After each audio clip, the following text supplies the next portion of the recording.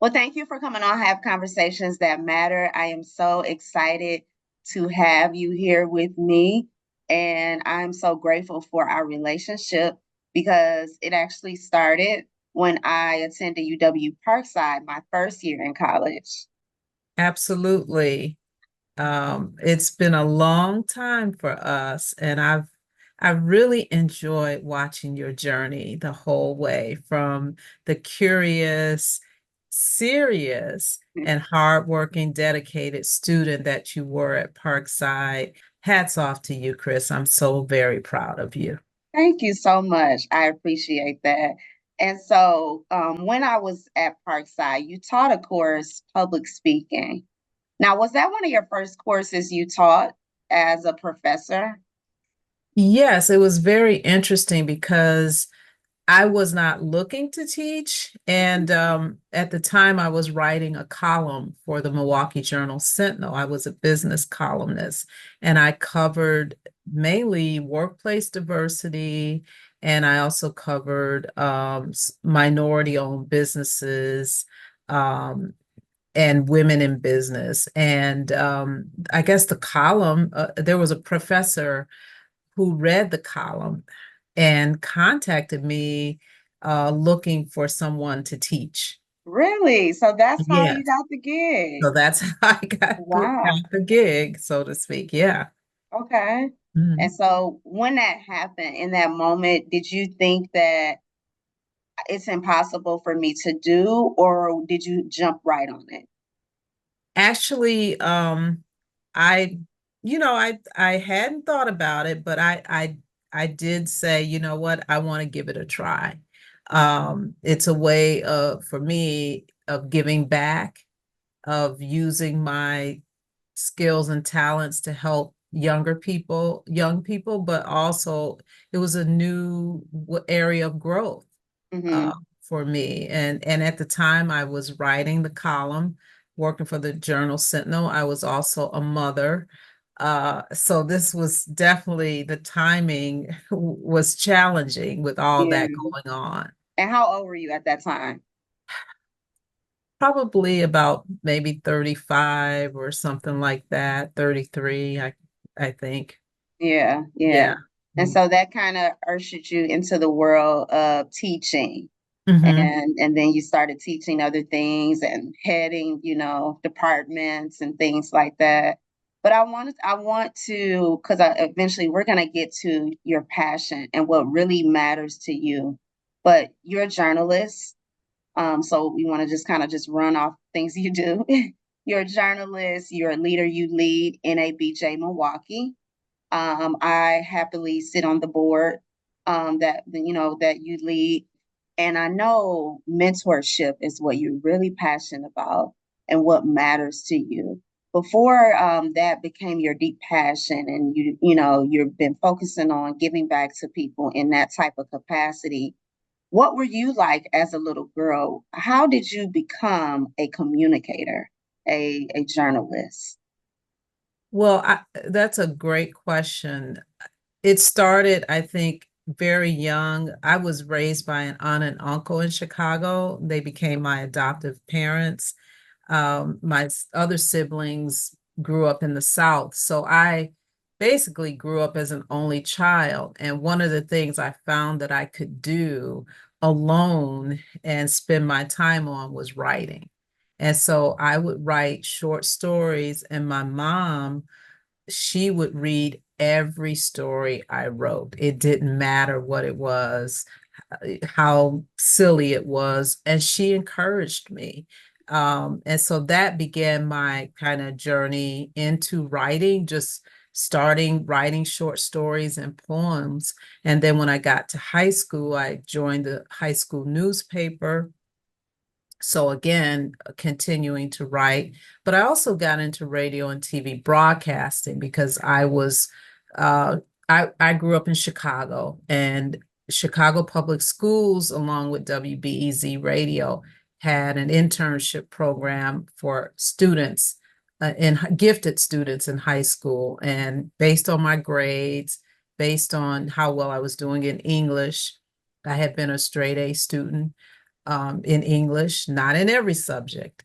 Um, and writing for the paper, I auditioned and was chosen for this 2-year internship in radio and TV. Hmm. So I was the shy young girl who wrote the stories for my Okay. mom, and I wrote for the paper. But when I got the internship, it really helped me to develop and hone my communication skills and public speaking skills because we were on the air. We wrote skits, we learned news writing.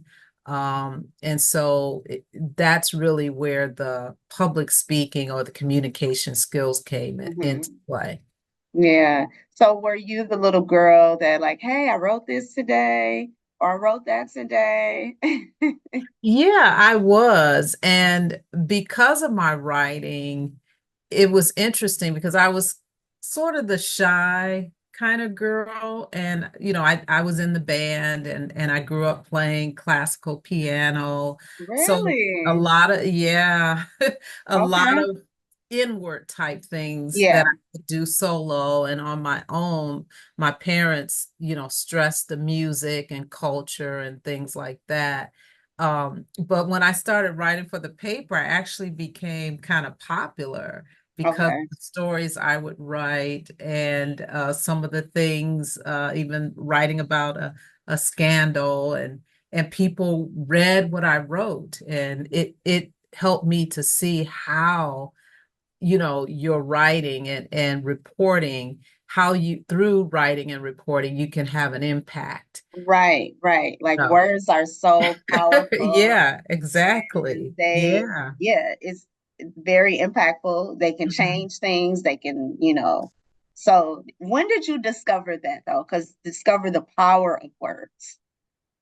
The power, like I said, I think it was through the high school experience of, being a reporter for the paper, but also even just growing up and, you think about people in your family who gossip and told you things and how a rumor could travel. Hmm. There were always stories, right? And Right. I learned at a very young age that everybody has a story to Yeah. tell. Everybody has their own narrative.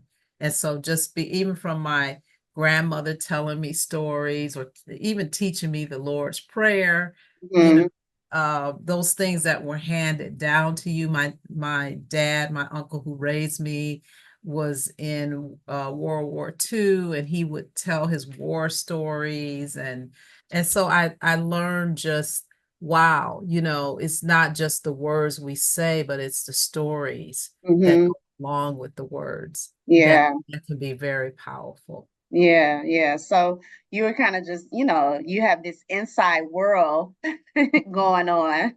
Yes. As an observer, people watcher of life, and then translating that onto paper. Yeah. When did you feel that you found your voice? I think when I felt that I found my voice, well, I started writing poetry in high school, and indirectly, that was a voice that I found. But I felt that when I had the opportunity to write a column and to tell stories of people in our community who their stories weren't being told, and to give them a platform and to use my voice to help to educate others, talking about the challenges of the entrepreneurs and the Black and Hispanic, Asian and minority entrepreneurs and business owners, their struggles and their triumphs, and just using my voice to help others. I felt at that point I had definitely come into my own and I had found Yeah. my voice. Yeah. And so has it been a time over your career where you had a moment where what you wrote or what you said, that it shifted someone or, something in the community because you chose to write it a certain way and to communicate it a certain way? Yeah, there was one particular story. I remember writing a story about Black flight in Milwaukee and the fact that, and I kept hearing these stories of how African American professionals would leave Milwaukee for what they perceived as greener pastures in other maybe more progressive cities like Atlanta, Hmm. DC, Maryland, the East Coast, and cities where you had larger populations of African Americans, also more established populations, in terms of networks, in terms of professionals, people starting and growing businesses. And so I started to hear those stories more and more. So I decided to do an article about it. Hmm. And I remember interviewing Black professionals in Milwaukee and even people who had left. We were able to track down some people through the grapevine, talking to people in the city, and just their stories and how the perception was that there were not opportunities here in Milwaukee. But then when I interviewed professionals who stayed in the city and Hmm. found that actually they had reached the executive levels, and for those that chose to stay here, it was refreshing to learn that they actually were uh, succeeding, and that there were doors open. Yeah. I'm not saying they didn't encounter the glass ceiling. When you looked at the representation of people of color and particularly African Americans on boards, that was a struggle at that time. But the perception was you grow up, you get your degree, and you leave. You go Hmm. somewhere else. You don't stay in Milwaukee. Or Yeah. if you came here, I knew African Americans who were on a 2-year plan. From Mm. my experience, And I'm out. Yeah. I'm out. I'm going to move to a bigger market. I'm going to go to Hmm. Chicago. And, it was quite the opposite, even for me personally, because I was getting opportunities at the Milwaukee Journal Sentinel that my friends in bigger cities who were journalists were not getting, at least at that time. Hmm. So it's just very interesting. But I say all that to say that I talked to CEOs in Milwaukee of some of the largest companies and corporations, and they were disturbed by it. They were concerned. And it ended up, as a result, an organization called the Leaders Forum was created for Black professionals, kind of as a welcome wagon when they come to the city to Okay. to provide them with resources and information, but also as a group that was formed to address diversity and to work Yeah. with companies. And it was started by Flamont Butler, who was a former Ameritech executive, and so to see that come into being, into existence, an organization of Black Hmm. professionals working with CEOs and corporations to solve the issue of diversity and to work on retention and recruitment of African Americans. Yeah. That was something very impactful from something I wrote. Yeah. And how did that make you feel, knowing that you got the ball rolling with the conversation, you choosing to write what you wrote and have the conversations, and then it leads to that type of impact as a journalist, as a communicator? How did that make you feel? I mean, it definitely made me understand the power that we hold as journalists and the great responsibility that comes with that power. And it made me feel that, what I'm, these stories matter. And it's so important to have these conversations and to elevate them so that your work makes a difference. Yeah. So it really helped me to become even more passionate about wanting to talk about these issues and wanting to bring diverse perspectives to the mainstream media, and to definitely help, I think, others and people in the community, African Americans and other people of color, to see that there are solutions. And Yeah. if my work can help empower you to want to find solutions, then that's something I'm really proud of. Yeah, yeah, that is a great, powerful story that I didn't know about. So I'm glad that you shared that. It just gives us an insight on, how things, words have power, you choosing to look into things and how things grow just from one person making a decision to have the conversation about it. What has been over the course of your career, what has been one of the most exciting times with you, whether it's teaching, mentoring, or when you were at Milwaukee Journal Sentinel? That is a great question. There've been just different moments Mhm. throughout. I think, of course, if you look at teaching, it's seeing those students, Yeah. on graduation day, and you get to go to the ceremony. And, I wasn't a PhD or nothing, but, I got the chance to walk in with all of the professors. And when you see those students that you help to mentor and guide, I Yeah. think that's a proud moment. Another proud moment was a young East African East African student, or his family was from East Africa. He was from Milwaukee, and he came to me. He wasn't the best writer, but he was definitely great with video, and he wanted to be a sports journalist. And he had done an intern with, I believe, TMJ4, um, as a sports intern, and his video work, his on-air presence was great, but he didn't have the right. He needed Okay. help with the writing, and Yeah. I had him in my, I taught a journalism course, and over the semester, he grew.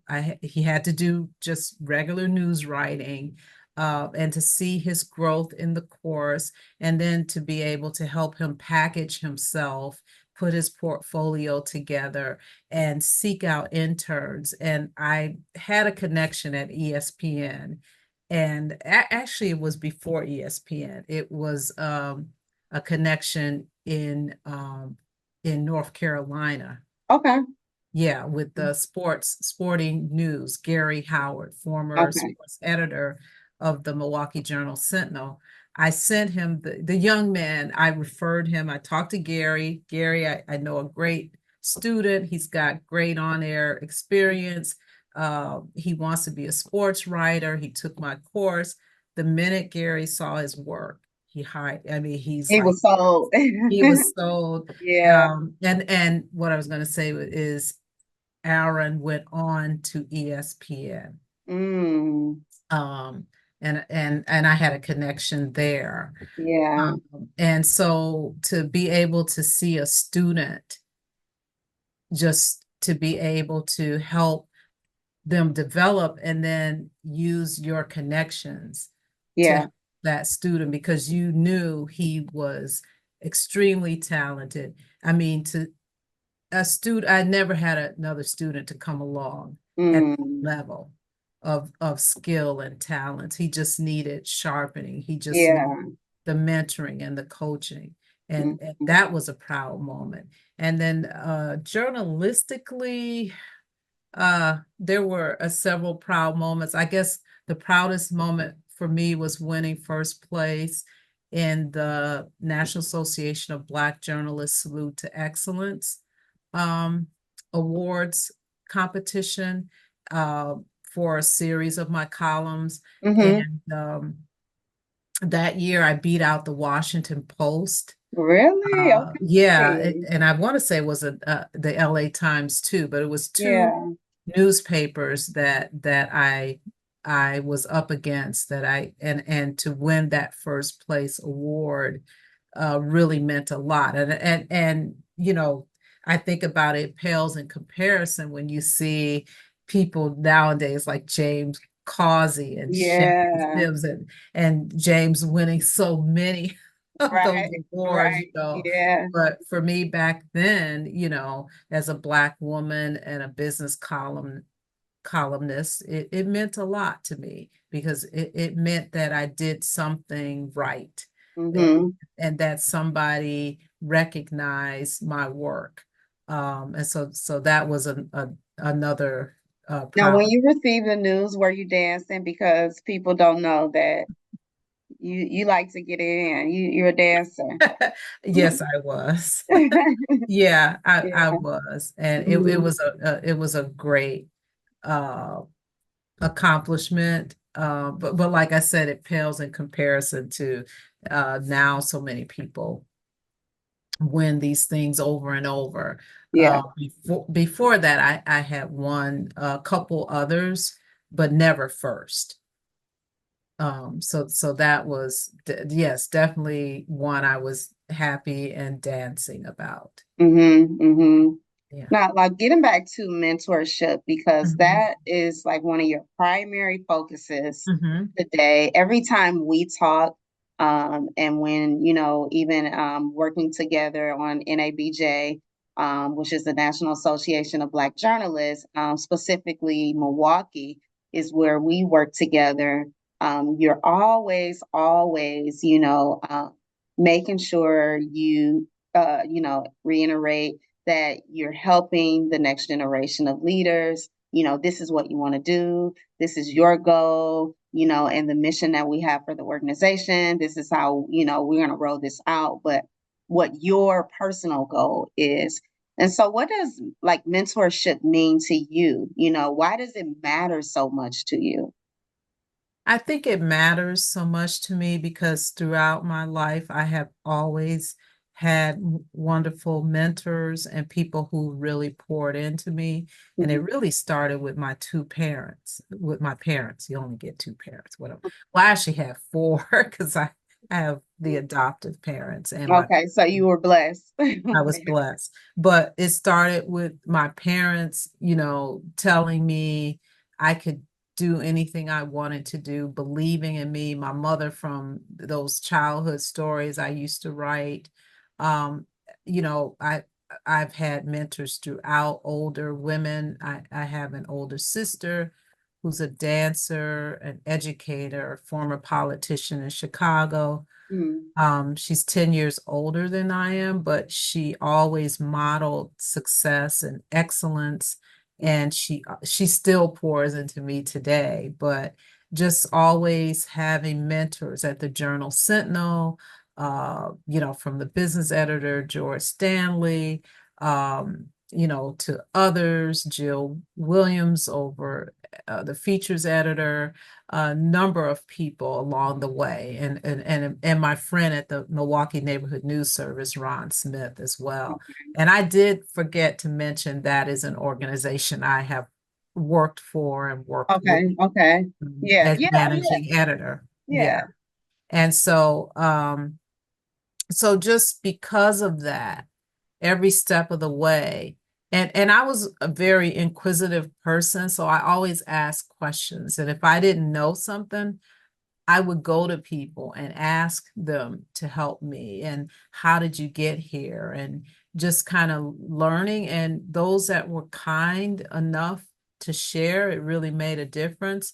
And so I have always, and I think it's that Southern hospitality. Okay, okay. My family's from Louisiana.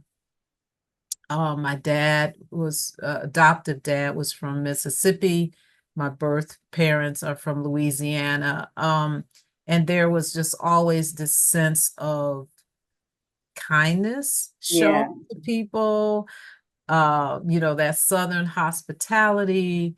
And that's always going to be me. Hmm. Because I am always aware of the effect I want to have on people. And so I'm intentional in that if someone leaves my presence and they leave my presence and they don't feel right, or if they were insulted or offended, then that's going to bother me because Mm-hmm. I always aim to make people feel valued.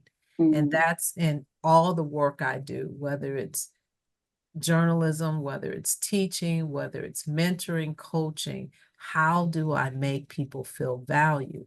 And whether that's with NABJ Milwaukee, how do I make our members feel valued? Yeah. How do I add value to people? And if I'm adding value to people, then I know that, you know what, I'm doing what I'm supposed to do.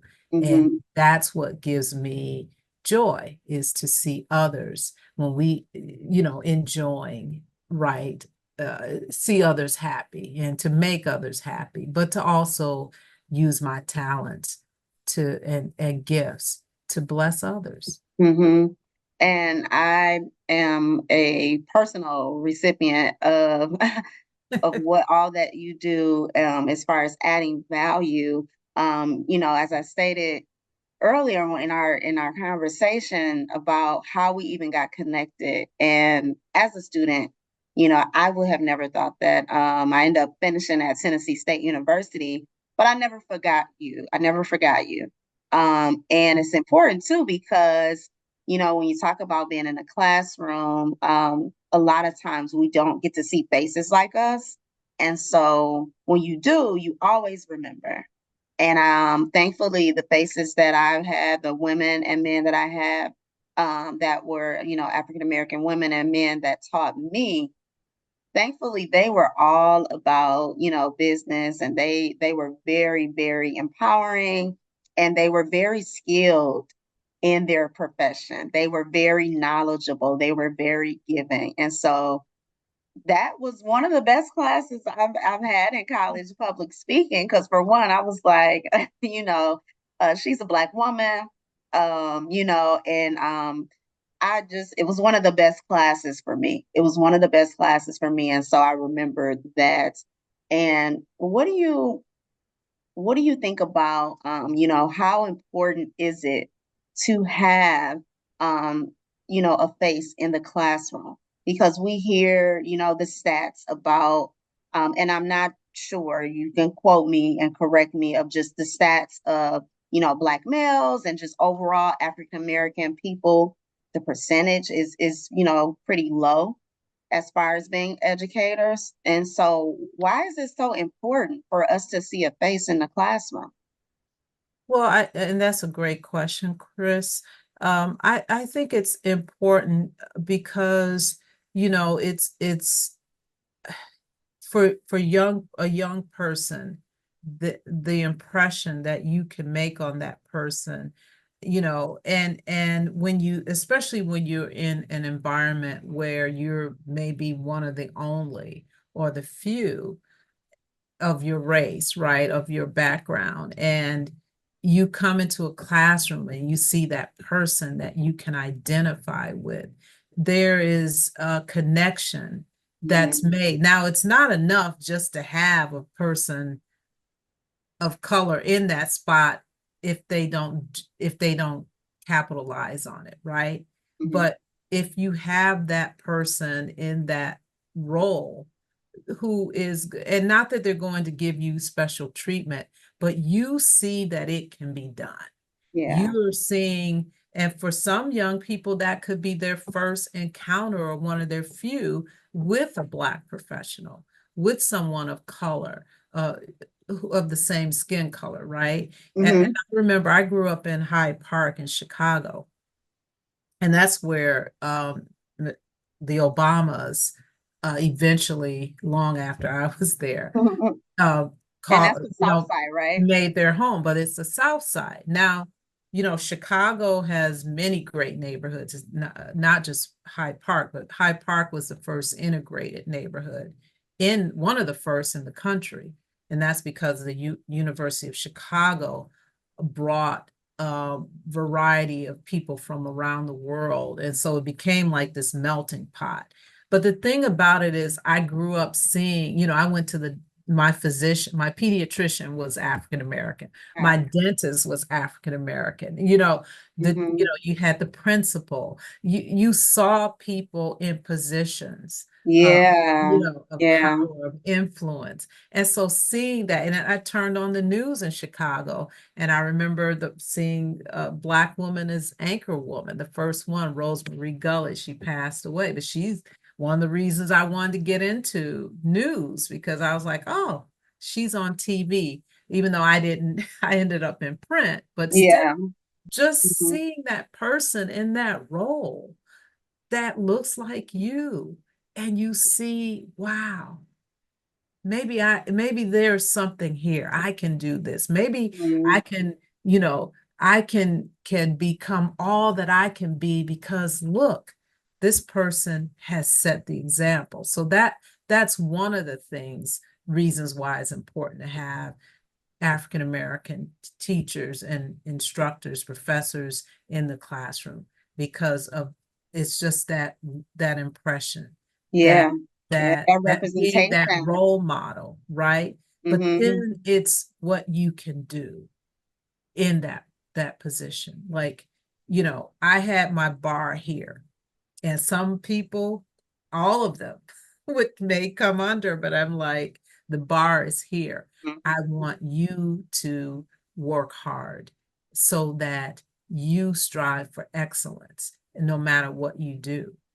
And Hmm. so th- just being in that role and knowing the impact you're having, it's a huge responsibility and it's a great honor to be able to mentor, coach, and again set that example and set that bar high. I can absolutely tell that you love it. It brings you great joy to do what you do. Yeah. So, and just talking about it a little bit more, Mhm. can you tell me what do great mentors do? Like, if you had some points to give, because sometimes some people don't know how to identify a great mentor. Especially if they haven't really had one or they had one and it wasn't the best. So how do we identify, great mentors? What do they do? What are some things that you think that they shouldn't do? Well, I think starting out, and I don't know if I'm a great mentor. I just try to help people. I mean, it's listening, right? First, it's being a good listener and trying to understand what it is that person, that young person is interested in. What are their goals, their passions? And it's having those conversations. It's being relatable to the person you're mentoring. If I'm all puffed up and, you know, what do I want to say, highfalutin or Mhm. but I'm just I have an easygoing nature and I try to just be authentic. I think being yourself, look for people who will listen, who show compassion and concern, uh, but who are also down to earth and authentic. Now, everybody has a style, Mhm. but also it's important to hold people who are going to hold you accountable and not always tell you everything you think you want to hear, right? If you're weak in a certain area or you need to grow, you know, is that mentor going to be honest with you? I had a student that wanted to write and wasn't the best writer, but wanted to get into newspapers and kept running into roadblocks. And I just had to tell that person, take some basic writing courses, work on this skill, develop, and that person did that and was able to go through some doors. But it takes being honest with people. Like you don't have to burst their bubble or their dream, but give them tools to show them how to get there. Yeah. Okay. Before you apply for that master's and whatever and in journalism, let's get you to work on becoming a better writer. Let's work on some skills first.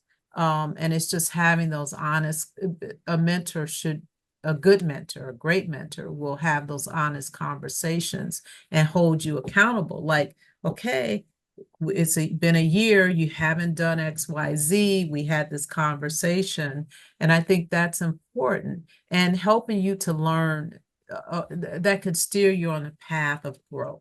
Hmm. Because this field, any field, but particularly journalism, communication, it's about growth. And so that mentor will help you to stay on a path of lifelong learning and growing. And that's, I don't know if I have the right answers, but It's whatever your answer is. yeah, but Yeah. it's just a combination of things, authentic, you Yeah. know, caring, compassionate, but also tough when they need to be, and willing to have those tough conversations and hold people accountable. I think that's what makes great mentors. And I can agree to you as being one of my mentors, especially, with communications and journalism and just life in general, that yeah, you're a great listener, and all the things that you said, I have witnessed and I agree with. And it doesn't mean that, we have talked every day, or you've been on my heels about this or that. But anytime we're in connection or whatever the season is, because sometimes it's a prolonged season where you're working all the time. Sometimes it's once or twice or three times out the year, Right. so I can definitely attest to that level of mentorship and that compassion that you have for people, whether they're young or old or whoever. Is just the passion that you have. And really, at what I've been saying lately is just your passion for helping to lead the next generation, into something to continue to push them into whatever their purpose is, whatever that purpose is. So as we close out the conversation, and we know that helping people and mentorship brings you joy. What do you see in your purpose, in the next, coming years? How has your purpose evolved? What do you think is your next things? That's a great question, and I'm actually still trying to figure that out. But I think my purpose has always been storytelling.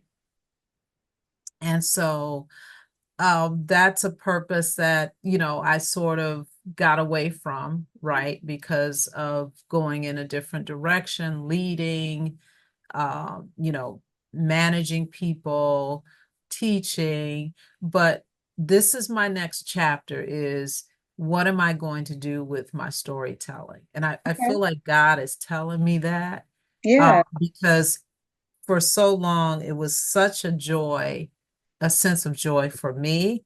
And it was a sense of joy for the people that I wrote about, Hmm. and even for people who read the stories. And so I think that's always been my underlying purpose is, definitely telling stories, Telling from stories.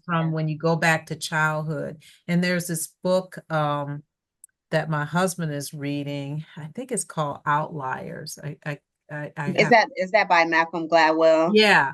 And Okay. it talks about those 10,000 hours, Yeah. Yeah. how much time you spend, you know, on things. And you look at a child that starts off taking swimming lessons and, you know, and let's say they spend, the parents pay a lot of money and put them in these camps, and by the time they're 20 they can go to the Olympics because they've spent how many hours on that skill, Mhm. developing in that. And I think about my life's journey, it has been my writing, that started back in childhood. And so I feel that's one of my purposes. And my other purpose definitely is to teach and help lead others. Mhm. Those two go together. but it's like, how do I, you know, what's next in terms Yeah, of what's next? Mm. those two, and do I tell stories through a podcast like you? Now, Mm. I'm your mentor, but I'm sitting here admiring you Mhm. because you're doing some of the things like, that's interesting. Yeah.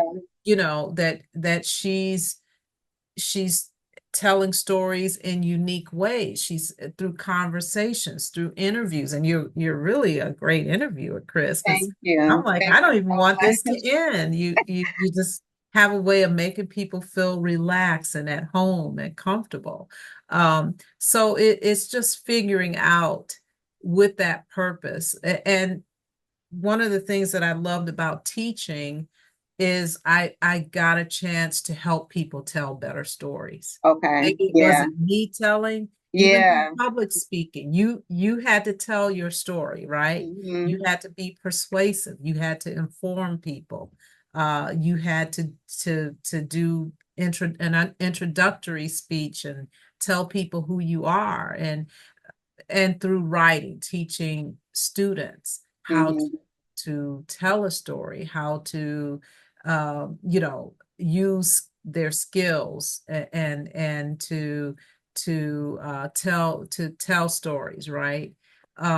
So the thing is, all of that's come full circle for me. So That is it's so beautiful. yeah. So that I think I'll just keep doing it. I'll keep Yeah. telling stories and I'll keep helping people to tell better stories. Yeah, and you know what's so amazing? Communication has evolved so much, Hmm. since I'm pretty sure since you started school, and then Yes. even me, being in school years Hmm. ago, it has evolved so much, It has. podcasts, this and that. And so we are in that time where people want to hear stories. It's helping them to live better lives and make, Yes. better decisions and look at things in a different way, and it's changing how we do things. And so we're in a great time. As your mentee, as I'm going to encourage you, I'm looking for some cool projects to come for you. Like, I'm not sure what you want to do, but I'm looking forward to seeing that happen. Maybe it is a podcast, or maybe it's a book, or we don't know. I'm looking forward to seeing it. Thank you, Chris. That's so encouraging. So I hope I can live up to all that. But you're helping me to definitely feel more excited Yeah, that about would the be cool. possibilities. That I mean, podcasting that is a great start to just figure out how you want to tell stories. And there's so many out. People are looking for it every single day. People are waking up.